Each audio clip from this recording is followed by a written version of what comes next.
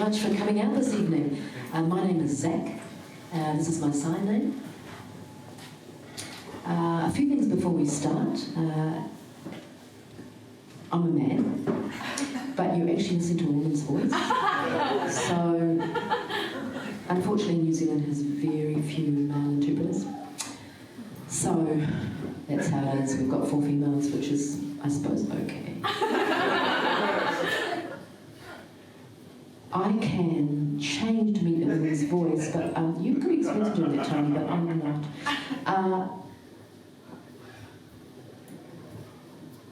A woman named Zainab was meant to be here today. For some cultural reasons, unfortunately, she couldn't make it for tonight. But luckily, we have John with us to replace Zainab. So thank you very much. At the very last minute, he arrived and to replace Zainab. So thank you very much, John.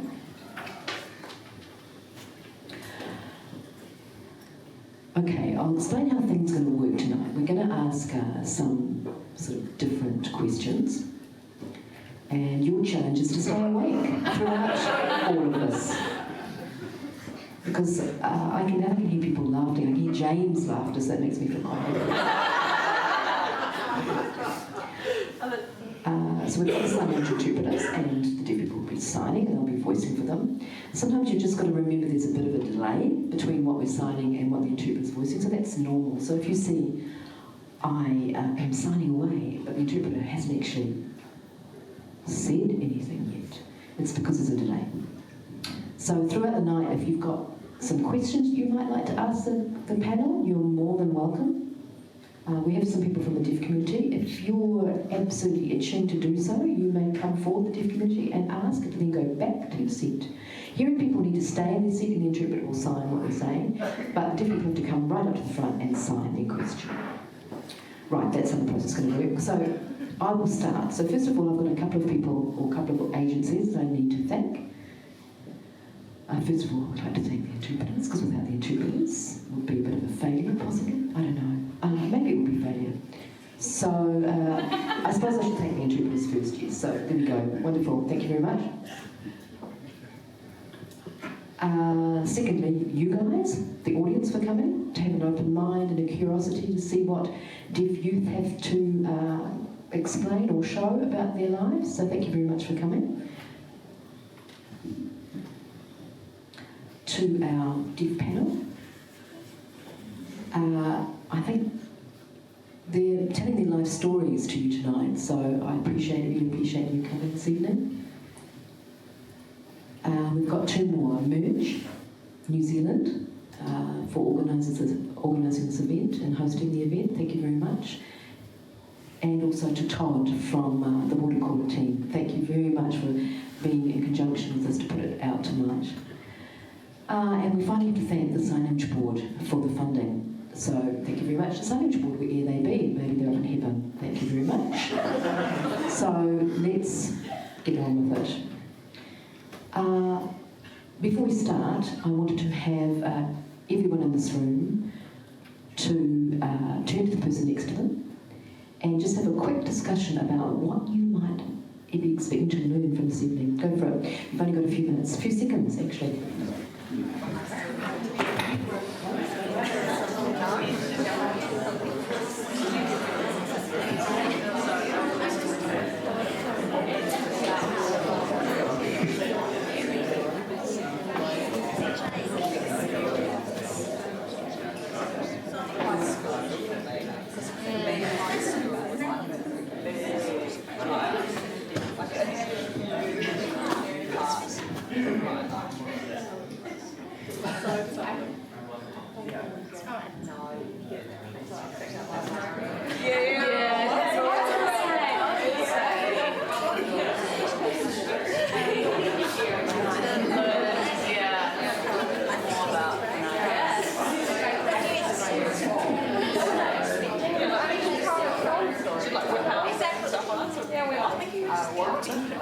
Okay. It's time for you to shut up now or stay quiet, possibly. It's my turn. It's my turn now. So, I'm going to ask each of the panellists to introduce themselves. Just a brief thing about their name, their sign name, why they have that sign name, and also the culture they sort of represent is their culture identity. Who should we go first? Oh, Erica. Sure, okay, so my name is Eric. This is my sign name. And the reason I have that sign name is because I like to tap people. I like to get their attention, sometimes quite insistently. So I have 4 sort of identities that I'm representing. Firstly, Māori, that's very important to me. My deaf identity, also my Catholic identity, and also I'm gay. But mostly, first and foremost, is that I'm Māori. Hey, I'm Manari. This is my sign name. And probably you know that this looks like an M. So we changed it to have that movement, which is like a wave. So it's like an M with a wave. I'm from the Pacific Islands. I was born in Niue and grew up there. And yeah, that's me. Hi, my name is John. I have 1 + 1 = 2. So John, and then it's J with a plus and an O, so it's J O. So I'm Māori Cook Islands, Niuean, and deaf. Why are you putting deaf at the bottom, John? Oh. I've just arrived, so I'm doing a lot of Ausnet signs. I just arrived from Australia just recently, so I sometimes have to change my signage. So I'm sorry if some of you are not understanding me. Please let me know, and then I will try and remember New Zealand signage. But what I asked you was, you said that you were Māori and you were Niuean, etc., etc. Then you put deaf as 4th. Well, I was just expressing how I felt, and it came in that order. Maybe I could put the 4th one to the top. Well, maybe when I explain later, when you ask me questions, I will explain to you in more depth about why I put deaf 4th. So my name is Zach. This is my sign name, because always I say, oh, it's okay. So tonight, I was going to say that, but I suppose tonight's okay, but yeah. Anyway, so my name's Zach, and I'm deaf. So tonight you hear a little bit about their lives, their upbringing, what they are like now and what they're hoping for the future. Okay. So were you guys born deaf or did you become deaf later? Who's going to ask that first? Much better. Okay, I will.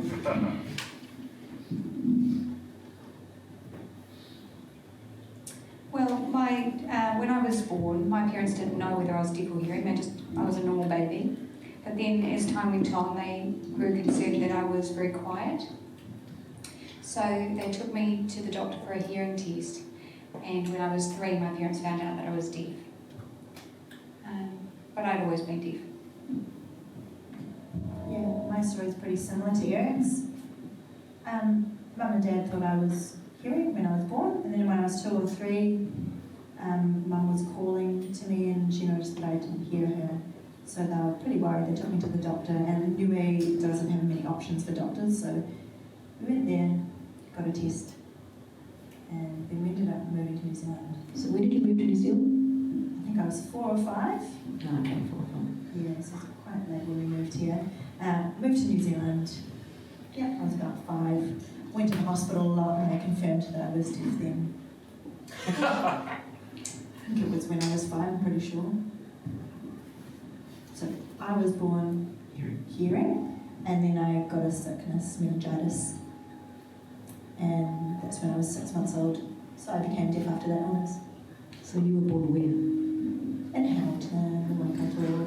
Good old Hamilton, okay.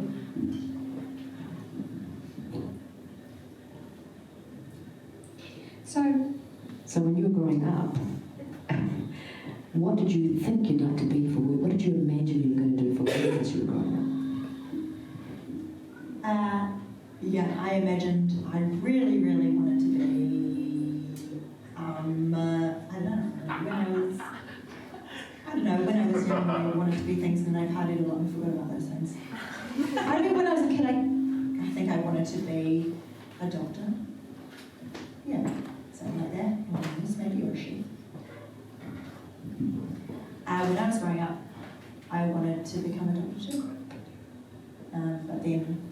100% couldn't because I was deaf. So unfortunately, what was that happen?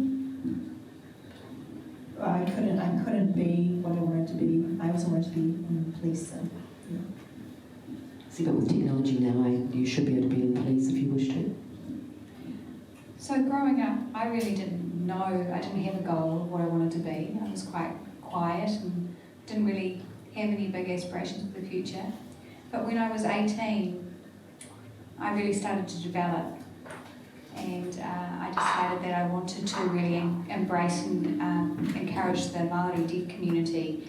And I noticed also gaps in the Catholic community, and I just felt a need to fill both of those gaps for Māori people and also for Catholic people. But before that, I didn't really know. It wasn't imposed on me. So who do you think, who was that imposed those sort of barriers on you? Well, I don't know if it was my family or teachers. I don't know. I just didn't really know what I wanted to do.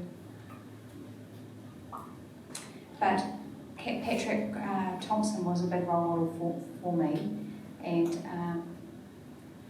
I think I took on board a lot of what he taught me, and that's how I developed and grew. So just to let some of you know, Eric was mentioning a guy called Patrick Thompson, and he was a really amazing Māori deaf man who died a couple of years back, and he lobbied, he got a Queen Service Medal, and he lobbied a lot for the Māori deaf people. His legacy was to empower Māori youth or the Māori deaf community, and so he taught a lot of the skills. What? Eric is his prodigy. Oh, was it? Yes, a word. Sorry about that, Julie, because I got that knocked up. It's the protege. Eric was his protege. So when I look at Eric, I can see Patrick in him. So I think maybe that was a really strong influence, and maybe that's who he might like to emulate when he gets older.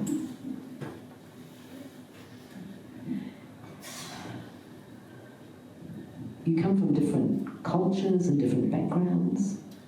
So at home, how did you guys communicate at home with your family? Yeah, for me and for my family, my parents, I didn't really communicate with them mostly. I had to use my sister as an interpreter when I wanted to talk with my parents, and that was pretty frustrating, but I had to put up with it. And then as I got older, I got used to that. Most of the time, I could talk with my sister, she could sign. My dad, I usually communicated using spoken language or writing things down. So the five of them, where are you? I'm in the middle. Well, really, there's 6 of us, but another sibling of mine died after I was born. So I'm the middle child. And we're all girls. So how did your sister learn signs? Through asking me when we were kids. I also gave her a book to read, a really old one with lots of pictures of signs in it. Sometimes she would ask me how to sign things or how to finger spell things. She would often forget them and would repeat the same questions, asking the same signs again. And I just, put up with that because it was really important for me to have communication with my sister. So why do you think it's so important for communication? It's about sharing, it's about having things in common, and if we didn't communicate with each other, then possibly I would have grown up to be quite dumb. So it's just about sharing information. So you value that sister, Anne? Yeah. I give a lot of thanks to my sister.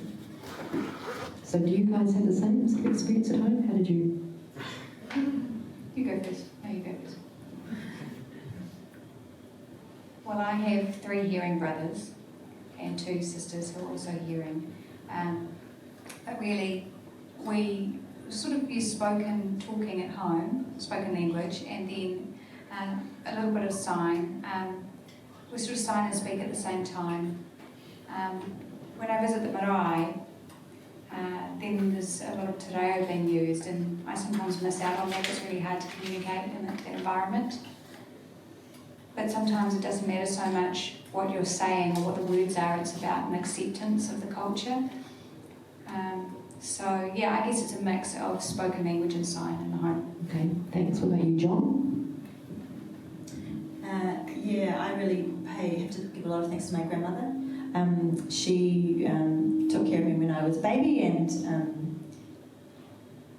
really I learned a lot from her at that time, especially a lot of English. And at that time there was a lot of TC being used, so she would teach me signs, I would copy them from her, signs like mummy, things like that, and she would show me the words as well, so I combined learning signs with learning words. And she taught me from when I was a really young kid.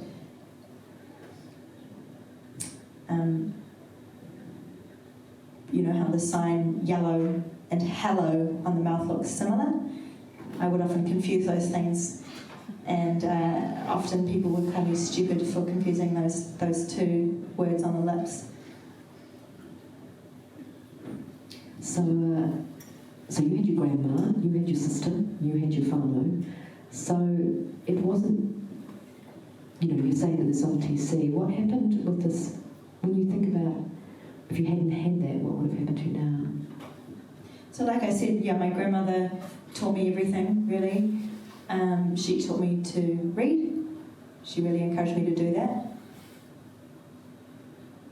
And I've learned more visually, actually, than reading a lot of words. Because, as deaf people, we naturally take in a lot of stuff visually, but she really encouraged me to read a lot of English and to build up my skills there. And I started to really enjoy it.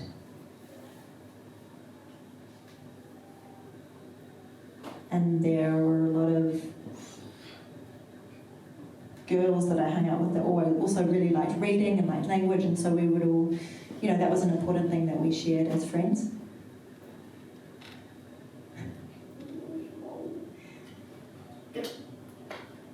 Sorry, the interpreter is just lost with a bit of this Auslan coming up here. Can you slow down a bit, go back to the toilet?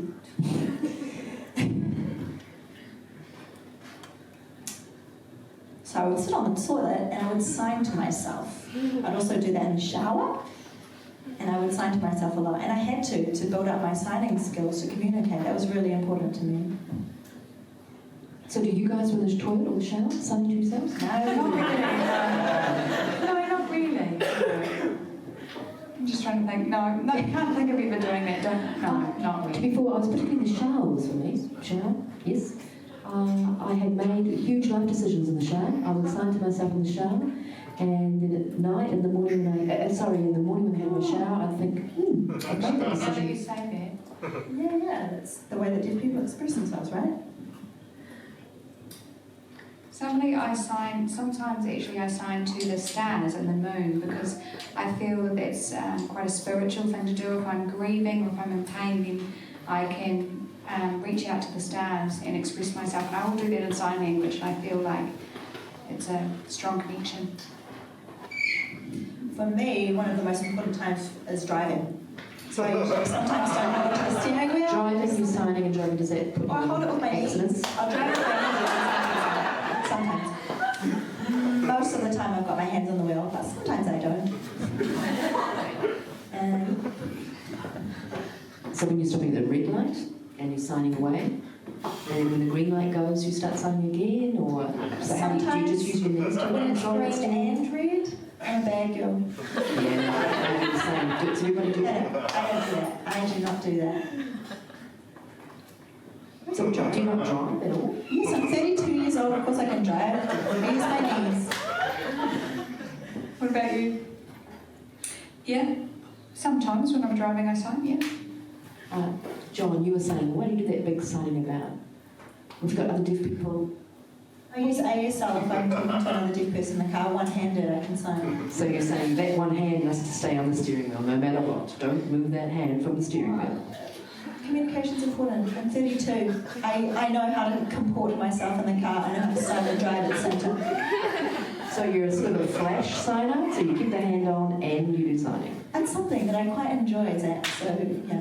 Okay, it's because you jot on. That's why. Talking about your upbringing. So, your parents at home, you were saying when you were younger, were your parents strict? Were they strict with you or not strict? Were they easy with you? Yes. Well, especially my dad. he was a pretty strict guy. My mum has a pretty soft heart, but most of the time, my mum might say something, but my dad might be more strict about it. We had discipline, of course. We had rules to follow when we were growing up. Now that you're an adult and you look back, I suppose do you sometimes think your dad was right? Yeah, definitely. Yeah.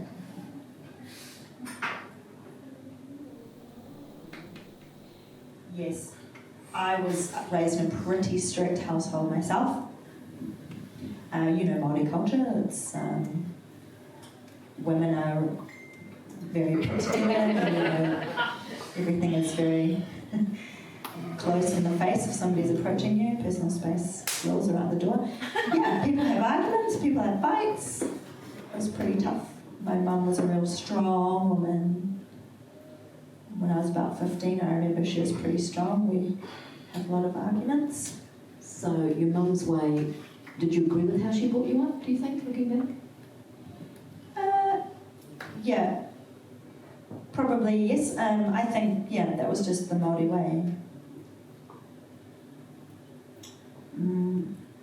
My first sibling was born when Mum was 16, so she was pretty young. My dad was 21. So that meant I was looked after by my grandmother as I was growing up.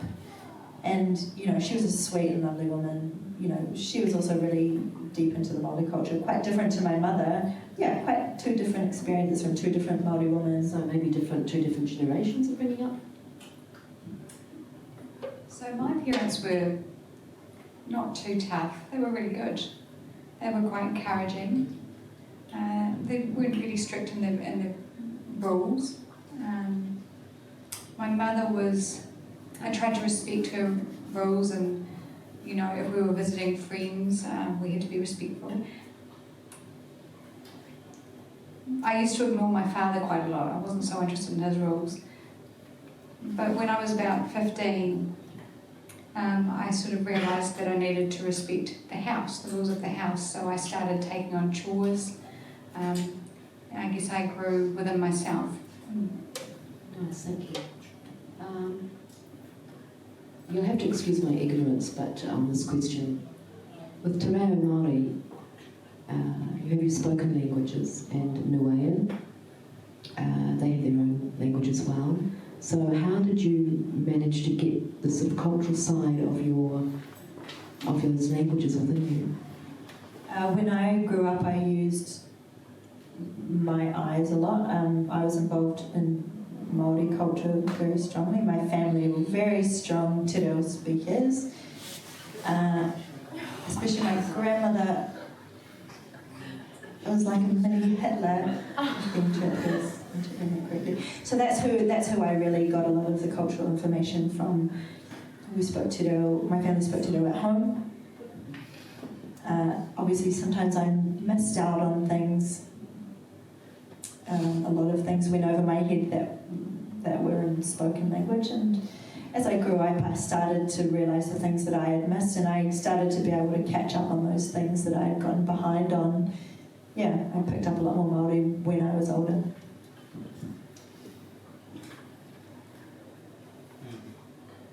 So it's really quite sad that I missed out on Te Reo. My parents were fluent speakers, and Te Reo was banned for a long time.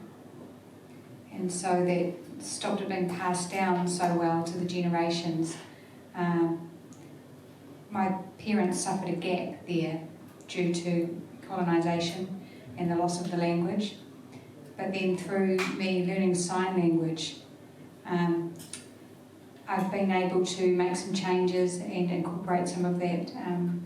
I found out about my whakapapa, and I realised where I was from, up north, and connected with my roots there, where Te Reo is still very strong. And so it can almost be saved, but unfortunately for my parents, there was a gap. So do you regularly visit up north? So you link really strong with your marae up north, or? I visited a lot when I was small, but I didn't really have any interest in it. I didn't really know what it was all about. I didn't understand Māori culture. I found it boring because I didn't know what was going on. It was probably when I was about 17 or 18 that I started to connect with my Māori identity, and then I took it from there.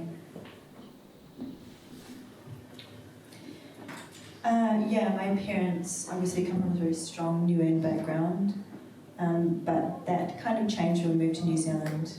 Of course, I picked up New Zealand Sign Language really quickly when we moved here.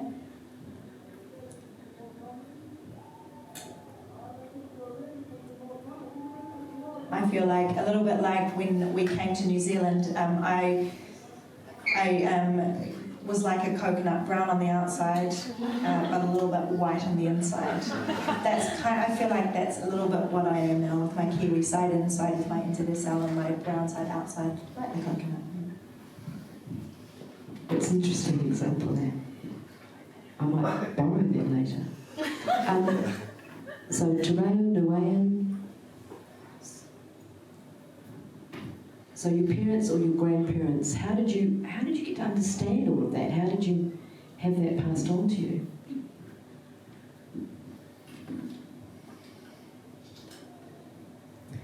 Well, really, I feel that I'm not ready to become fluent in Te Reo. First, I've got to go back and learn the rules of the marae, the foundations of the culture, and then when I'm ready, when I've established that, then perhaps I can become fluent in the language. So it's sort of on hold at the moment, and I'm still learning the foundations. I'm taking my time. I haven't really learned much Niuean. I know more about the culture. I know about some sports that are popular in Niuean sports. I know about the village that my dad comes from. I know a bit about Niuean food. They have a Niuean style of hangi that I know about. And kava and other things that Zach saying something to the interpreter that she didn't catch.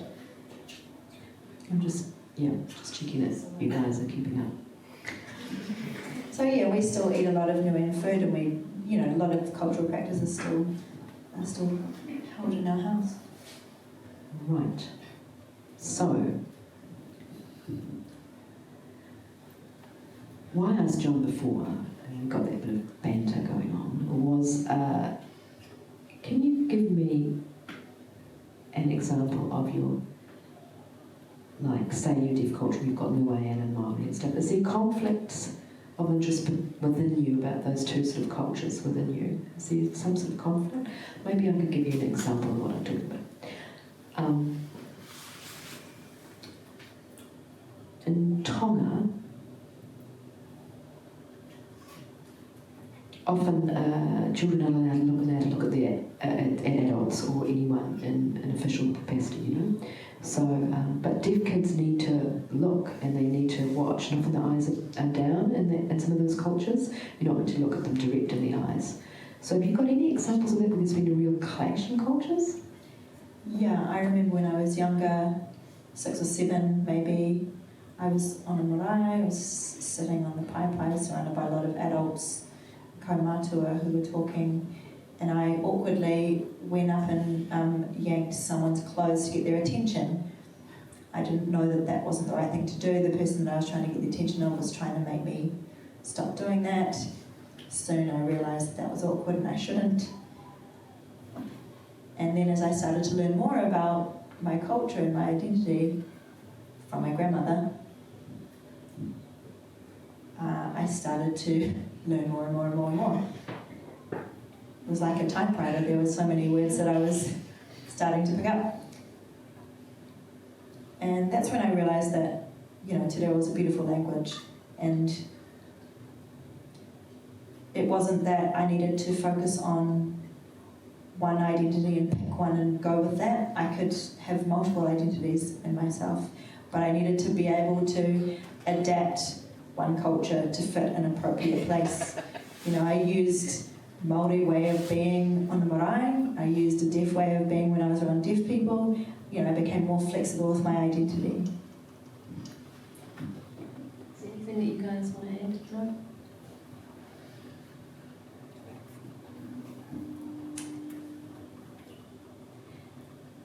Well, in deaf culture, we use our index fingers quite a lot to indicate and point at things, and in Māori culture that's considered rude. So I have to adjust when I'm in a Māori setting and try not to point. You're right. So that's right. In Māori culture, they don't necessarily like that pointing. So they often change it. So you're not actually pointing. You're just indicating with a full hand. Exactly. Yeah. Not actually pointing at people, not using the index finger. Especially if you're indicating a hearing person. If you're with hearing people, you have to change your hand shape so that you're not pointing with an index finger. You use your elbows. You use their elbows for goodness sake. You done that? You use that, but yeah, maybe that's a slightly odd example. Before we move on to a new topic, just talking about the past, if there was like just one word that it would explain, would it describe you when you were little? Just one word. Okay, John's grandmother. If I asked John's grandma, what was John like when he was little, what do you think she would say? If I asked your sister, Minari was like, what when she was younger? What do you think that might, how would they have described you in a word? Can you give me an example? Well, I'll give you my personal example. If you meet, do you know Pam? Pam Constantine, no deaf woman, do you know Pam? Oh, yeah, no, I don't. She's a deaf woman, anyway, she works at deaf school. So, if you say to Zach, she'll say, the one word she'll say, little shit. That's what she'll say. So she'll say, so I was so troublesome as a young child. So one word would be mischievous. I was mischievous. Well, for me, I think when I was little, people called me an angel.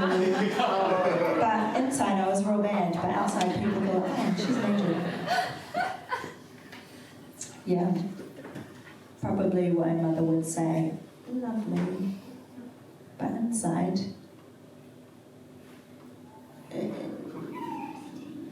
OCD.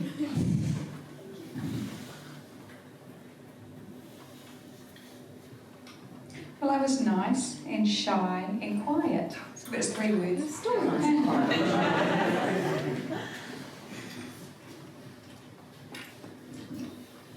Okay, we've got quite a few hearing people in the audience, and how much? They might be thinking, how much can you hear? How much can you actually hear? Can you hear anything at all? Well, I'm wearing hearing aids, so yes, I can hear some. So you can hear what? Can you hear Tony Bolton possibly? No, I can't. I wish I could. I wish I could hear Tony over there. I'm trying harder to listen. So give an example of what you might be able to hear and what you can't hear. I can hear the interpreter's voiceover, but it's sort of an outside echoey sound. When I was young, I refused a cochlea, so my parents found out from the doctor I was diagnosed and cochlea was recommended. And they decided to wait until I was older. So I went with hearing aids.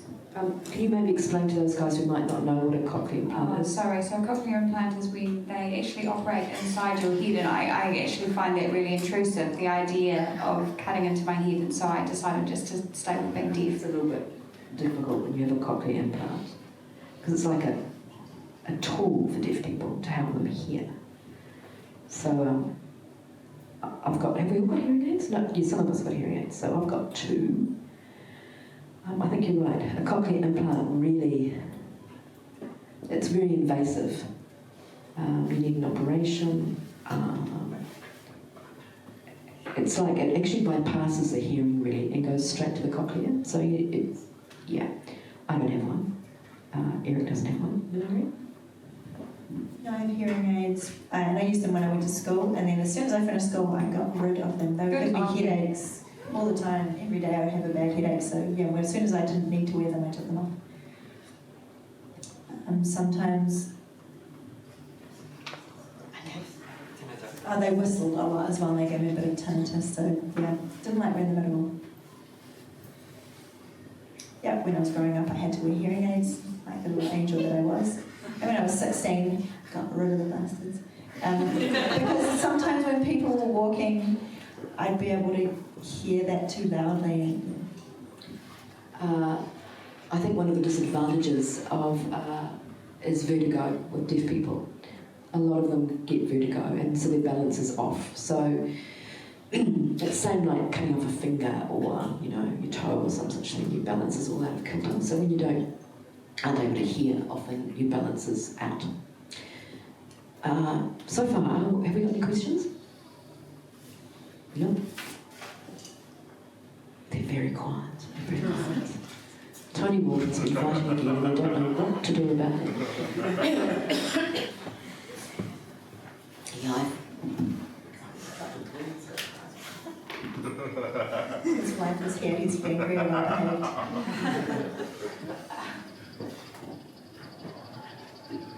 What is the hardest thing you've ever done?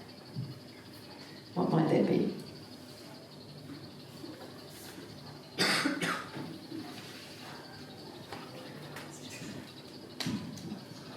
No, life hasn't been easy. I think communication's pretty hard. Yeah, for me, that's a challenge. So I don't lip read very well. Sometimes I do. I'm pretty average at that, to be honest. Sometimes I don't understand what hearing people are saying to me. What about you two? Well, it was quite hard growing up, going to the marae and not knowing the Māori culture, not being able to hear what was going on. Also going to church, the family went to a Catholic church, not really understanding what was being said. So I guess just the gaps in the culture and not being able to be fully included, that was hard.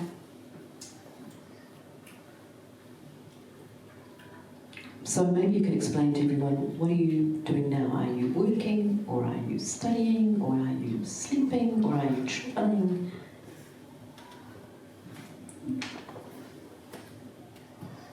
So I'm working on a project with Māori youth, and this year, in September, I've got quite a lot happening.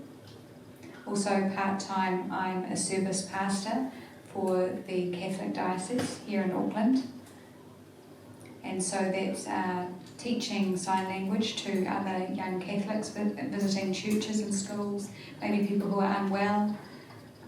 So I've got sort of two areas that I'm servicing, so the Māori and the Catholic service that I'm contributing to.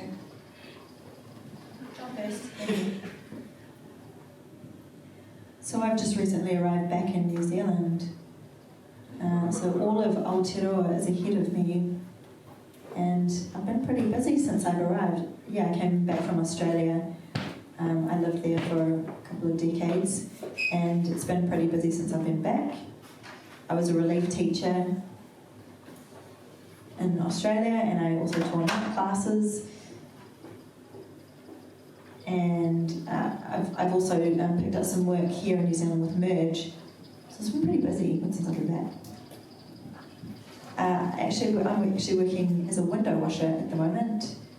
And I work in places around the city, Remuera, Ponsonby, a lot of different places, and I drive between places and wash windows. It means I have to wake up pretty early in the morning. Yeah. Just taking what Minari said, what are you guys? Are you a morning person or a night person? Night person. Probably morning. What happens to Minari in the morning for you? I get grumpy, real grumpy, I get moody.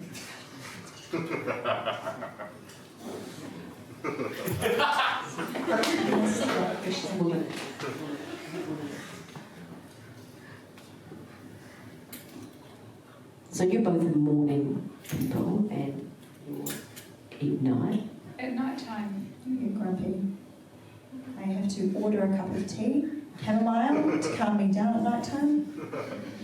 I switch off completely, drinking that cup from heaven. Nobody's allowed to interrupt me. No questions, no comments. I look after myself, it's me time.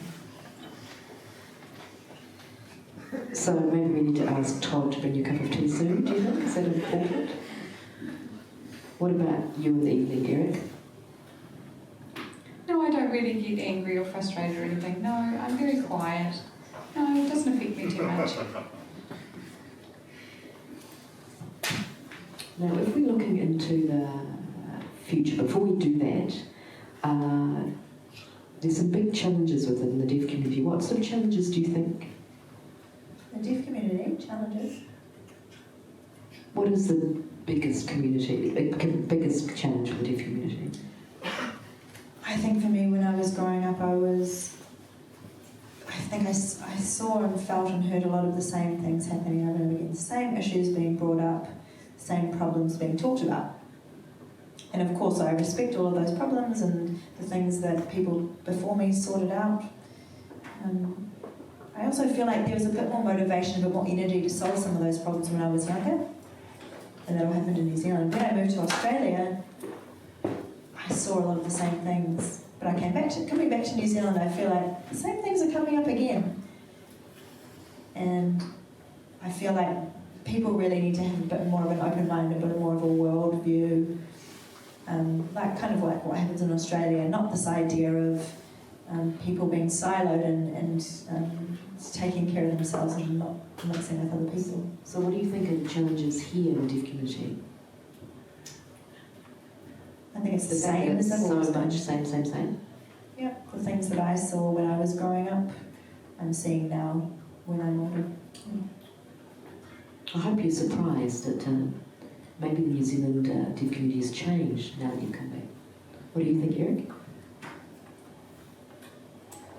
Probably the biggest challenge is the gaps in the Māori deaf community. I can see a lot of the older community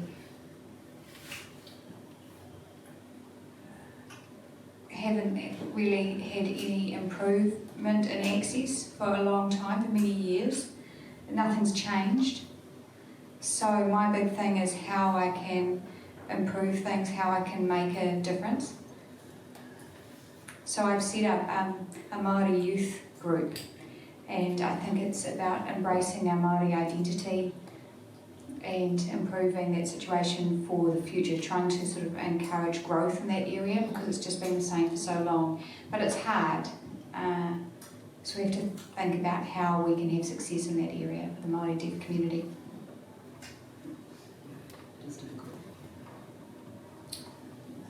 Yeah, I would say I am a bit surprised. In Australia, I would hear a lot about how great the New Zealand deaf community was. Specifically projects like Merge being set up and the AUT course being set up. And at that time, a lot of Australians felt like New Zealanders were the lucky ones. Australia is a big country, but there, Auslan isn't an official language. You do have NZSL as an official language in New Zealand, so that's seen as quite a positive in Australia. If we ask the audience, maybe they'll know, maybe they don't know. How many official languages are in New Zealand? How many of them are there? 2? 3. Oh, is it 2? That you know, there's only 2. It's actually 2. Today? English is an official language. And the Signing Act as well, it takes New Zealand Sign as their second official language. So it's 2006. So English has not been made official yet. So in actual fact, there's only 2 official languages in New Zealand. Exactly right, yeah. Are you all good with that? Right. Can't be true. Walton is making, come on, what the hell? Your wife said, please behave. You can see her face, she's just looking like, oh my God, for God's sake, please behave. She's saying that into the microphone. I think most people it was great, most of you knew there was only 2. Often I ask that question and people don't know, but people say 3 and I go, oh, it's not 3, for fuck's sake. So tonight, very educated people here within the audience. Now I'm thinking, right, The Matrix. Okay, you know the movie The Matrix? You know where they're all sort of tumbling around each other and going down through great deep alleyways. That movie. Thank God you guys know that because you're so intelligent. Now, if we had a blue pill and a red pill, and you thought, which one am I going to take, the blue pill or the red pill?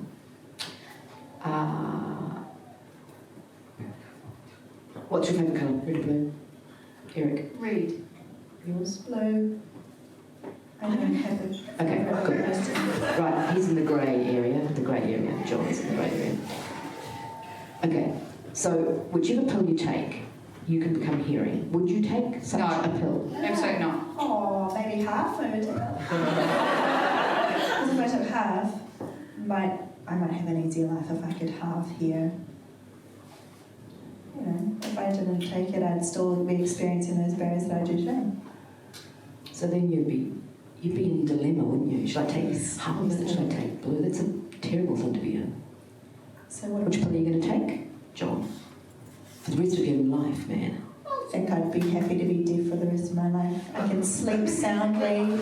I don't need to tell my family members off for snoring too loudly. I sleep like a baby when I'm deaf. So there are advantages to being deaf, are there not? And of course there's disadvantages as well.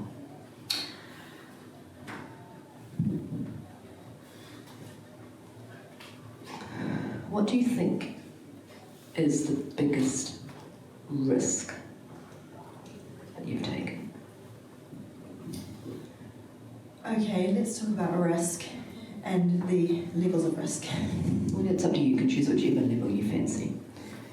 Small risk, big risk, whatever you would like. Something you've been maybe really brave about. Yeah, I think that was about me being open-minded and having the bravery to be open-minded and not getting too caught up in being one thing or another. Yeah, learning to be flexible. In the same way that a lot of hearing people It's going to be very flappy, can't they? too fast for them to slow down. Back to the start, please, thank you. So John's just explaining. Oh, right. Sorry, I forgot who I was for a moment. My voice has changed, just briefly there for a minute. John was saying that hearing people, sometimes you meet hearing people, or deaf people, you can't understand what they're saying. Then the other way around, sometimes a deaf person is trying to lip read a hearing person and they can't understand them either. So it's like 50-50, that's what you're saying, eh? Wasn't that pretty much what you're getting at? Yes.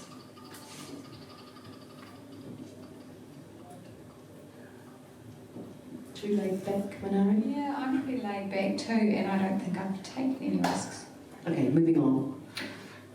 The best advice that someone has given you, what that might be. From a role model, okay.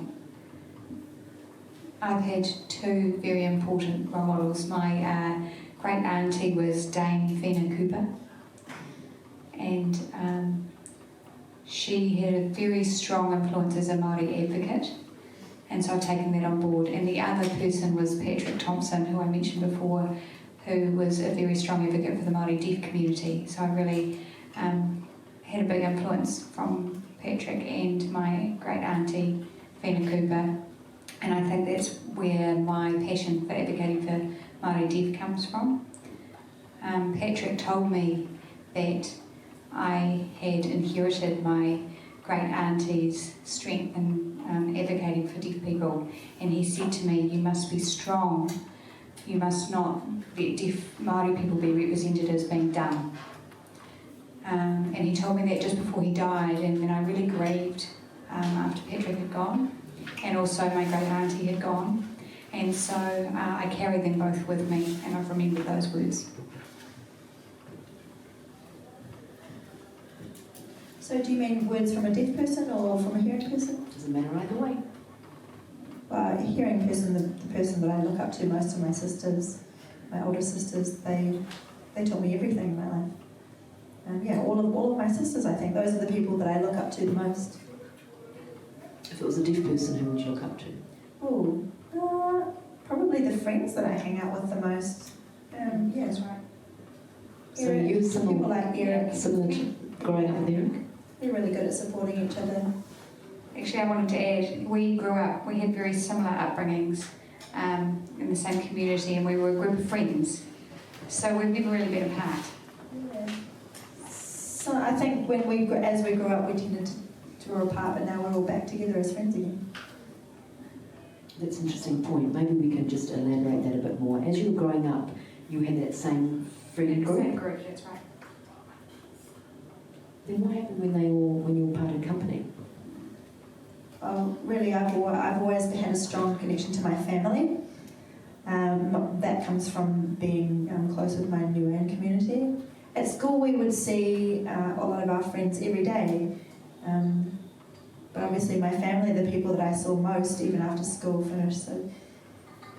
So do you feel it was hard to do that, like to go between the sort of home background and towards school, or with your friends at school?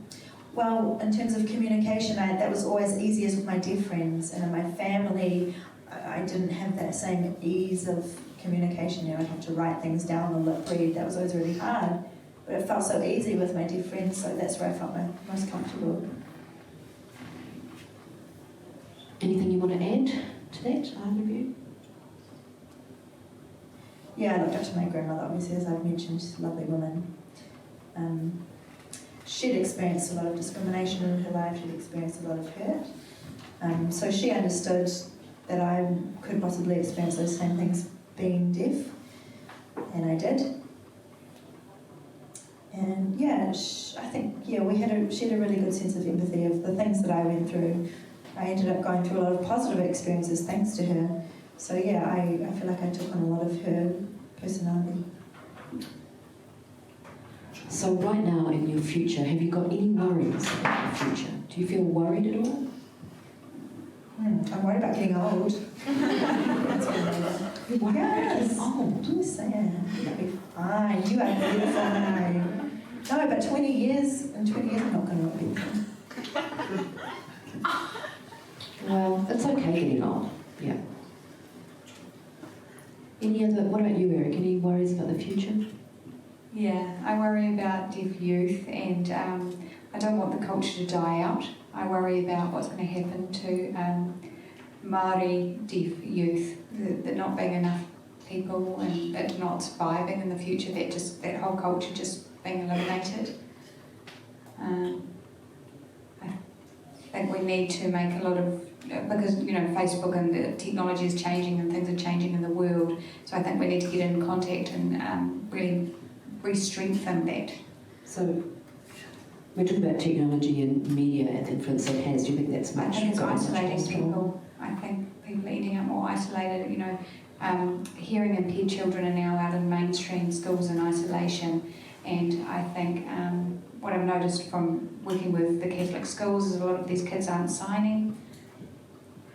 And I think back compared to when we were young and we were signing, and I think that's changing now, and these kids are isolated, they're all learning to lip read, and there's not that strength in deaf culture and deaf numbers, so I'm wanting to get deaf Māori kids together and embrace that.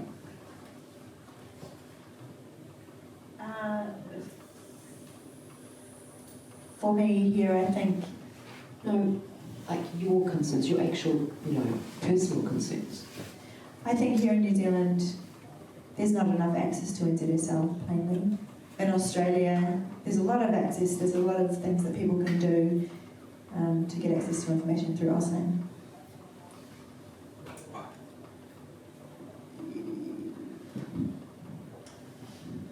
Okay.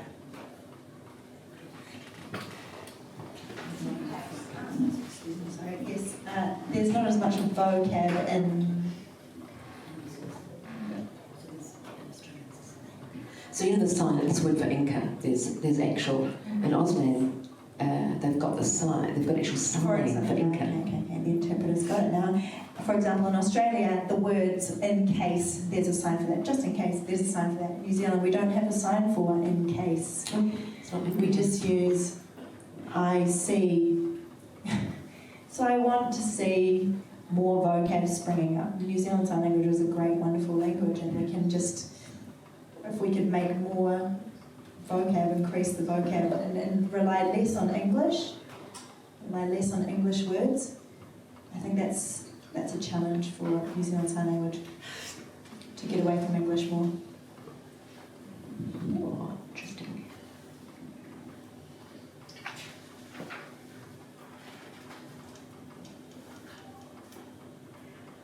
But, you know, in Auslan also there's a lot more finger spelling, huh?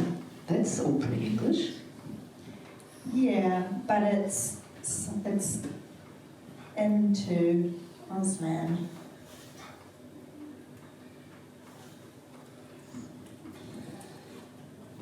Can you help me again? Excuse me, the interpreter's losing Auslan again. Can we go back to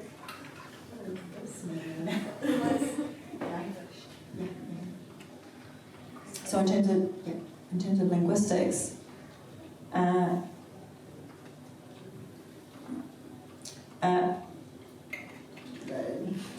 research into linguistics and sign linguistics, yes.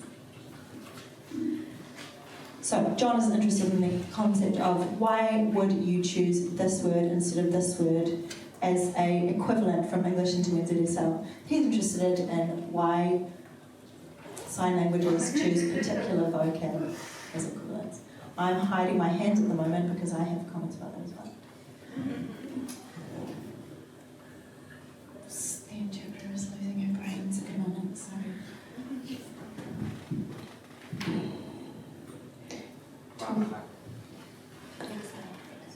No. We've all lost that completely. Sorry, the interpreter's unfollowing. Sorry, apologies. I'm going to just hold the conversation. Hold it. May you go back to the start of the night. Exactly.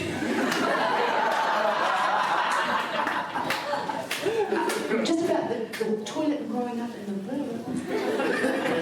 Yes, so let's go back to me signing on the toilet when I was little. At that time, I used a lot of finger spelling. You know, I trained myself to finger spell a lot from a really young age on the toilet. You know, that was how I grew up normal. Of course, I can sign without finger spelling, but if I need to finger spell a word that doesn't have a sign, I'll do that, you know. I grew up finger spelling a lot. Okay, I hope the audience is not falling asleep, or if you're not really interested in this by now, that's going to be problematic. But, I don't understand. too bad. That brings too bad. If you were going to give the audience some advice, or any advice, what would you say? I would recommend spending a lot of time in the deaf community, learning that language. It's such a beautiful, expressive language. And the deaf community are the experts in that language. If you don't have a lot of contact with the experts in that language, then you as hearing people using that language go up to learn it in a less fluent way. You can, if you're learning NZSL, you can pick it up in a more sophisticated way amongst expert native users of that language. And we need people like you hearing people who are learning the language in the community, and we need you to become interpreters as well. And another really important thing is facial expressions. Me growing up in the Māori and Pacifica communities, I had to learn how to, as a deaf person, use my face more. And I learned that from my deaf friends. And when my deaf friends would watch me signing and I would sign in a more Englishy way, they would encourage me to use my face more and use more kind of deaf cultural expressions. And that was where I learned that from the experts themselves. No? I think when I meet another deaf person, you know, I feel really comfortable signing, and if I'm talking to a hearing person, I can modulate my signs, so I'd encourage people to take it slowly. I think it's important for both deaf and hearing people to learn sign language. So I would encourage anyone to come along to Deaf Club, just socialise with deaf people and be involved in deaf culture, and we will support you to come and be involved. I think it's really important so that you can see what deaf people, how they express and how they develop themselves, so that you have an understanding. Just mulling this over for a moment, and John was saying about how much time you spent in the toilet signing. And so maybe you'd be the best person. This toilet paper on when you've got toilet paper, do you hang your toilet paper with the roll in or the roll out? What's wrong with that question? Do you pull from the left or the right? Like when you've got it against, is the pulling of the rolling paper against the wall or outside of the wall? Do you know what I mean? Not touching the wall. I don't want my toilet paper to touch the wall. You like it? Yeah, you prefer over. Yeah. Okay, you prefer over? Yeah. Yes. When I use toilet paper, Oh. I fold it over into a nice little triangle for the next person. That's what I do. That's lovely. It comes over the back for me, not touching the I wall. like it by the wall. I'm the same, yeah. I agree with You are the odd one, John. Well, You that's are me. the I'm odd always one. the odd one out. Sorry to say. So you've got a lot of cultural overlaps. Māori, Pacific Island, Niuean, all those sorts of things. If I was to visit your houses or your marae, and I looked in your fridge, you talked a lot about food before, what would I find in your fridge?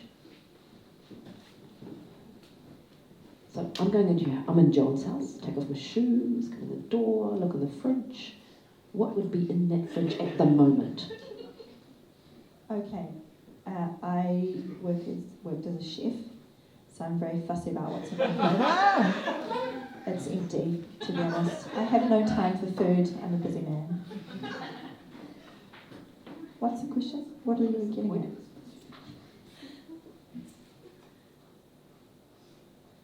If I came into your house and I looked in the fridge, what sort of food would you have in it at this moment? There's beer in the fridge. That's it.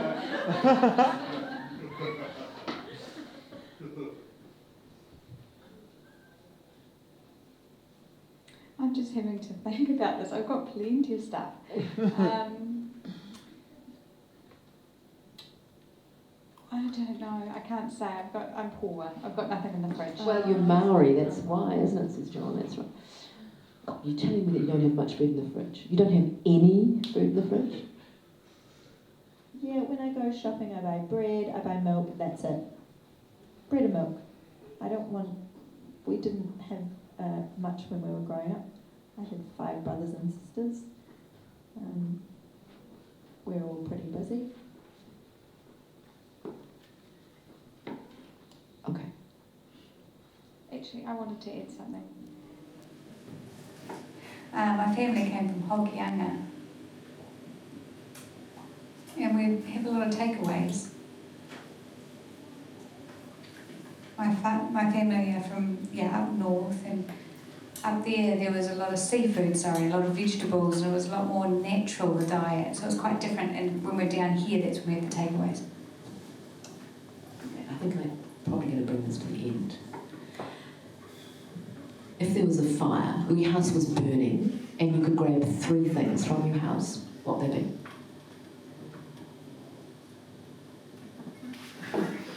It's a fire, John. It's a fire, John.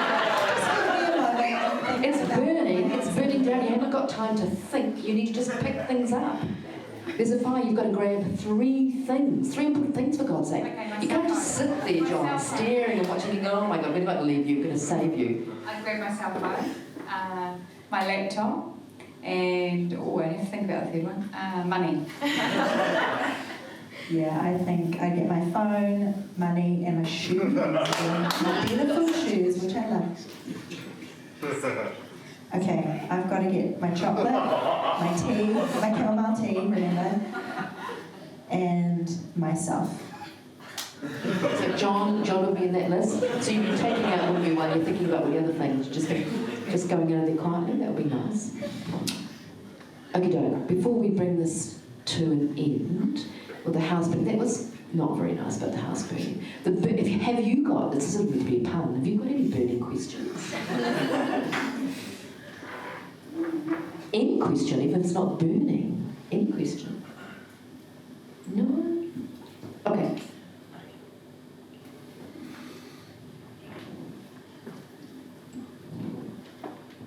So I'm just wanting to ask you, as deaf youth, I'm just wondering if technology has affected you at all People are sort of addicted to their cell phones these days. So how has the technology affected you?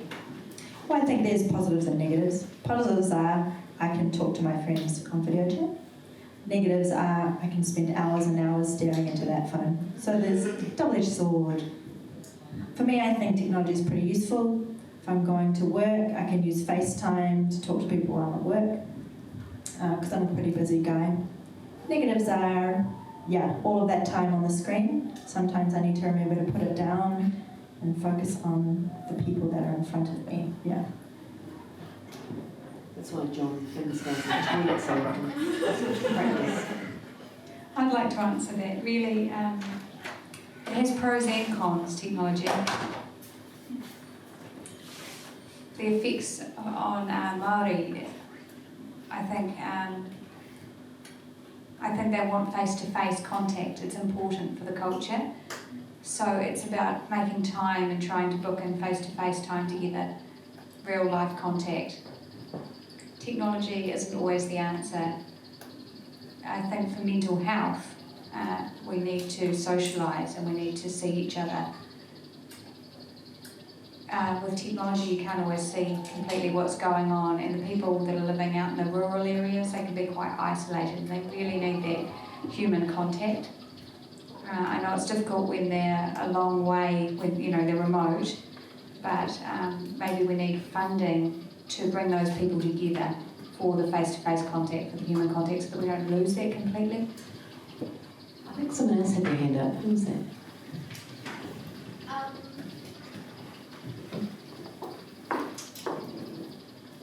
As long as you use a really big, loud voice, we should be right. Kia ora, can you elaborate a little bit more about your education? Like, where did you go to school? Did you go to a deaf provision or a mainstream school? Or did you go to a deaf school, etc.?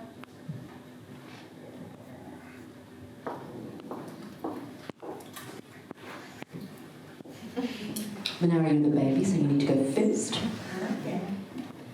So like I said, I was born in Niue. We didn't have any deaf schools at that time. But my dad, when I was little, we didn't have that much money. We weren't a rich family. So my dad decided, in the Niuean culture, there's a rite of passage that boys get their hair cut and girls get their ears pierced. So he got all of us sisters together, all four of us. We got all of our ears pierced at the same time. And Niuean culture, people donate money at that event. So that's how we got enough money to move to New Zealand. Claps for the interpreter for keeping up. So, about my education, I went to Kelston Deaf Education Centre. I was completely immersed in a sign language environment until I was about 14, and things started to change a little bit. The teacher that came in to teach me at that time had no sign, and it was really important. Teachers needed to sign, so I asked for the teacher to be replaced with somebody that could sign, but I found it really hard, really difficult at that time.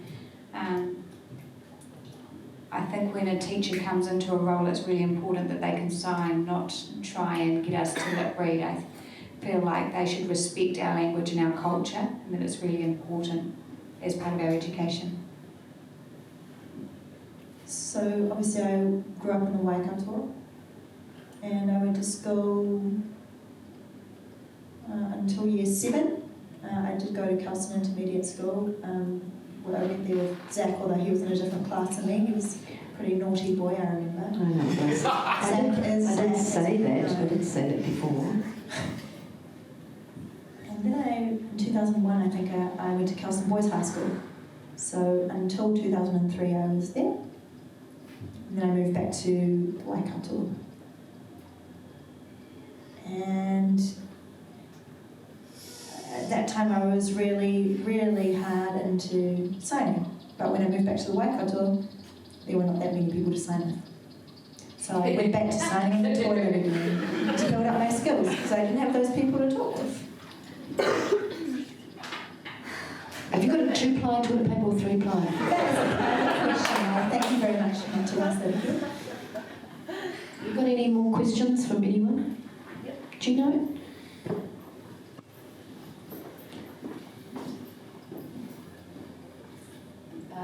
John was saying about the New Zealand sign language sort of being sometimes being limited, that we may need to catch up with sort of Australia's got this ability to have a lot of signs for different things. How are we going to do that? How do you think we're going to be able to do that and get that elaborate? It made much more elaborate our sign language. How do you think we're going to do that, John? John, would you like to answer that? I've said a lot already, Manari. You go ahead and... I don't know what to say. I'm not answering either. No way. Well, I understand that the New Zealand Sign Language using community needs a bit of an update from English. So it is a bit like TC. Auslan itself has sort of updated. There are a lot of different signs in Auslan. I didn't that say would anything, update. for God's sake. I didn't say a thing about which one was better. Did I say anything? I didn't say anything. You've had a bad experience from focusing too much on English, I think.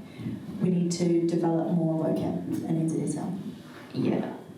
You need to make the language more adapted to sign. It's not actually following English, like say, like update. I understand that the New Zealand Sign Language community doesn't necessarily want much influence from Auslan.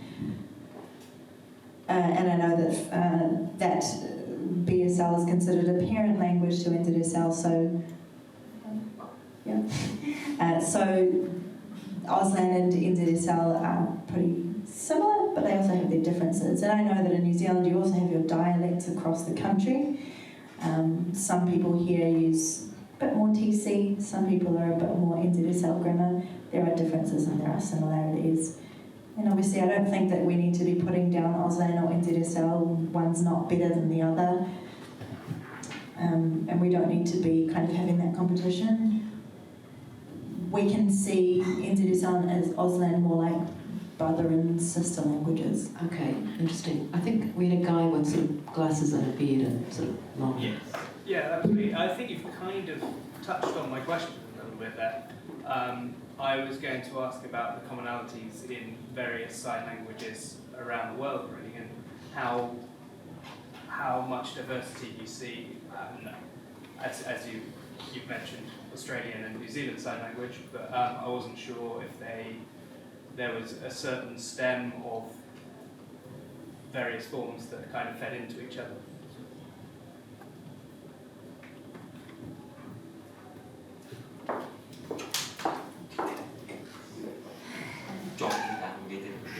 John is our New Zealand expert. He's only been in the country since Friday, but he seems to be our New Zealand expert.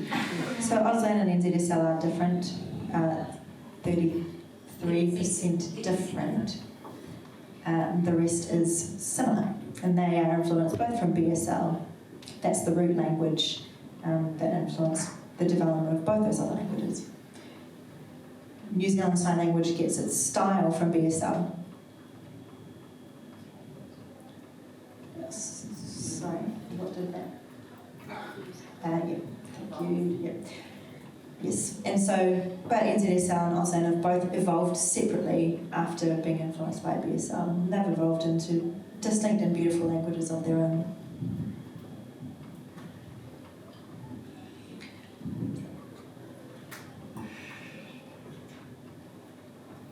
I don't know what the no one really knows where the original sign language sort of eventually came from.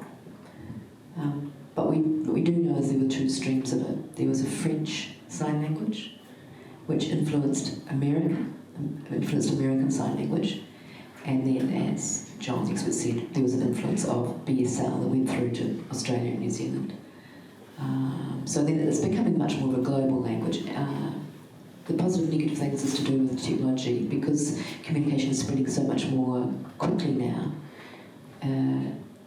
It's necessary for the individual deaf communities and their sign languages to keep their own uniqueness, and it's not influenced necessarily by other languages. So, signage at the moment, they do have their own languages as such in each country, but whether or not in one day there'll be a similar universal language, I'm not sure. What do you think? Do you think there'll be something similar? Yeah, there is a universality sometimes to some sign languages, and I wish that New Zealand Sign Language had a bit more of that. would be a bit. What about Māori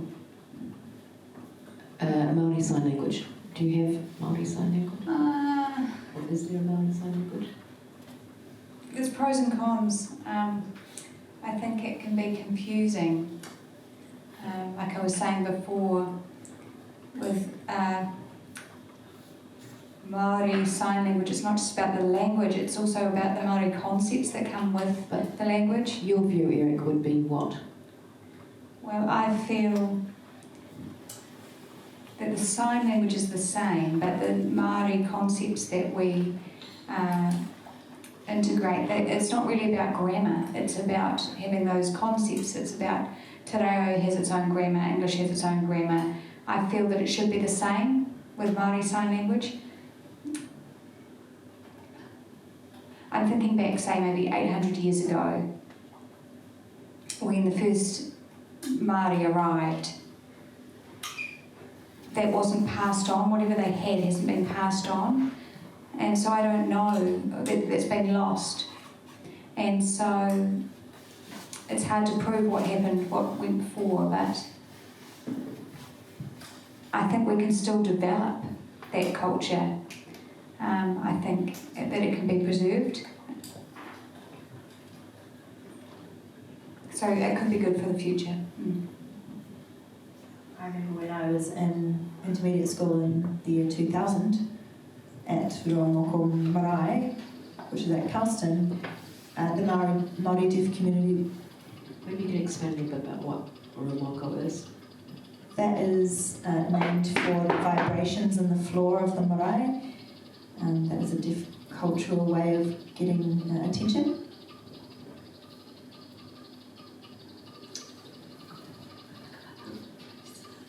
So the idea of whakapapa is really interesting, and that sits really heavily in Te Reo and in the Māori deaf community. I think the NZSL has lost that connection a little bit. What changed?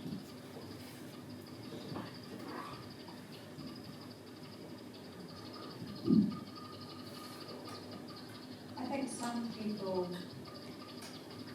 agreed with the way Patrick signed. That was a sign that he developed. Sorry, the interpreter's going to do a really mash-up job of this, but they're talking about whakawhanomatanga, is that right? Which is a specific sign that Patrick designed. And some people agree with it and some people don't agree with it. It's about the concept. Some people prefer this other sign, Tēnā koutou. There's sort of two theories about the way that can be signed. There's this one that I'm using now, and there's also one that sort of acknowledges everybody, and it's more fluid. So there's different theories on it. So that's interesting. I think probably what the Māori deaf community need to do is start to study and record some of this language, analyse it a little bit more. And also talking about song or waiata, there's not many, it's still developing.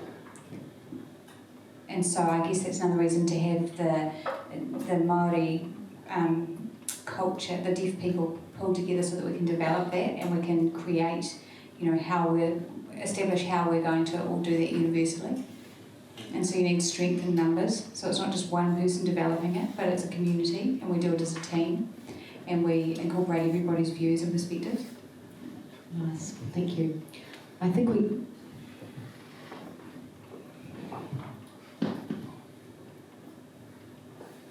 One more question from Tony. I'm not sure. I'm not really trying to stir... Oh no, it's my wife. I really think it needs to be a different interpreter. Who wants to offer to interpret for me? Zach, would you like to do so? That'd be easier. Right, off you go.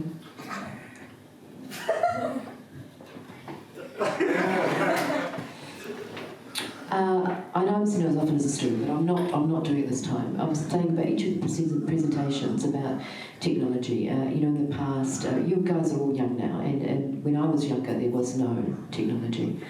So do you think technology, I mean, if you look to yourselves, do you think that sort of phone and the technology and stuff is really important? Or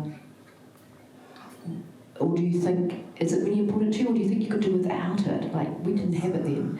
The reason why I'm saying this is you can get do you have no time, do you contact an interpreter, or you're so busy, texting stuff, you don't need to use an interpreter as much, or do you just do it through texting? How does it work? Do you really rely on that for communication or not? Yes, I understand that in New Zealand there are not many interpreters available. Sometimes they can be pretty busy. You might be waiting for a while until an interpreter shows up. You might need to use a video relay interpreter. You might not be able to get one of those either. So sometimes technology is worth using if you really need to get an interpreter and your last option is to have somebody remotely interpreting for you. I understand in moments where you're really desperate, you do need to use a remote interpreter.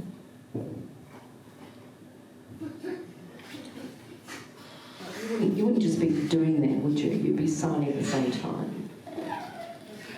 Sorry, the interpreter missed that entire utterance from John.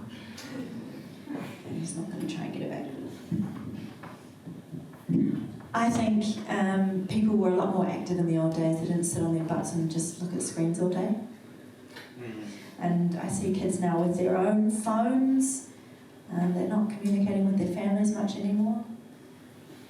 But also it does mean good things for the deaf community. It does mean that we have better access to interpreters remotely.